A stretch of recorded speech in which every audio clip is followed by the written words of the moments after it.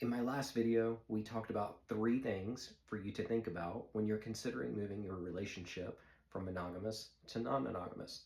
So what comes next? Let's talk about it.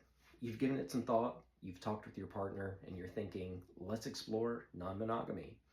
I'm going to give you 3 more things to think about today as you consider non-monogamy and what next steps need to look like and how that might potentially work in your relationship.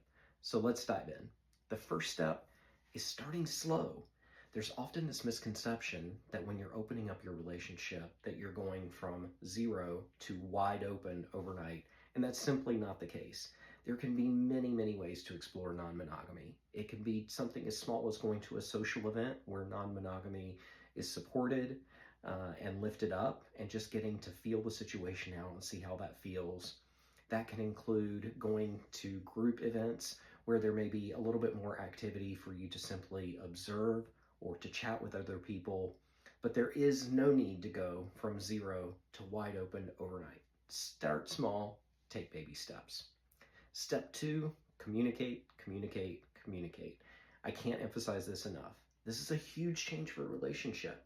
And as you're looking at making this move, it is so important that you stay in tight sync with your partner over what's working, what's not working, are needs being met, is there any jealousy popping up for you, what's coming up. And the only way to do that is to communicate, communicate, communicate.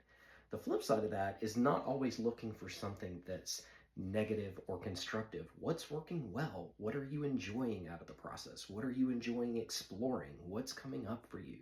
Be sure to share that with your partner. That's going to help the two of you bond with a much deeper connection and help you to continue to explore in ways that are psychologically safe for you both. And then the third and final step is to stay flexible. I can't emphasize this enough. If one partner is feeling a particular way and the other one isn't, what does it look like to stay flexible, compromise, meet in the middle, and be in tune with what each other needs? The last thing that you want to do is to put your relationship in a position where it could potentially struggle or face hardships over something that can be so easily overcome by simply staying flexible and being willing to make changes based on what's happening in the relationship in that moment. The other thing I want you to think about with this step is think about fluidity. This doesn't have to be something that occurs all the time. Oftentimes, couple will establish boundaries or guidelines where they open up the relationship on vacation as a starting point, but not when they're in their hometown. It can look many, many, many different ways.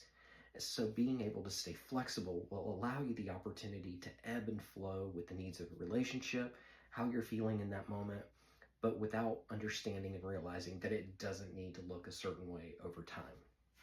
Stay tuned for more videos on this topic as we uncover and explore monogamy, non-monogamy, and don't ask, don't tell.